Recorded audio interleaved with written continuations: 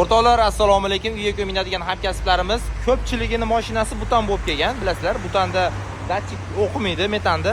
Shuni o'qiydigan yo'nalishini topdik, xudo xolasa. Sekin-sekin endi ish o'rgandan keyin o'zimizda professional bo'ladi, to'g'rimi odam? Xullas biz yaxshi zo'r yo'lini topdik. Iskandar aka mana datchiklarni topdi. Xullas zakaz qilib topdik-da, xullas tagini topdik. Qiziqali aloqaga chiqadigan bo'lsanglar, ana emulyator emas, endi ana tablodagi datchik ko'rsatadigan bo'ladi, xudo xolasa. Aloqaga chiqsanglar mana bu yerda ham ko'rsatib turadi-da keyin. Tablodan ham ko'rsatasiz. Uladik. Mana ulayapmiz. Kalitni bitta ochib turib ko'rsatib qo'ying. Hozir gaz yo'q, kakras hozir qizil yonadi. Gazni ochamiz keyin. Boring. O'rtoqlar, ma'lumot o'rnida aytib ketaman. Bu datchikni ishlatamiz deb har xil yo'llariga harakat qilib ko'rganmiz. Endi hamkasblarimiz shunaqa harakat qilishgan.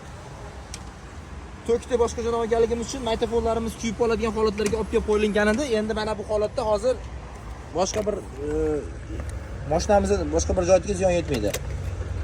Ochinglar. Mana hozir qizil yongan holatda turibdi.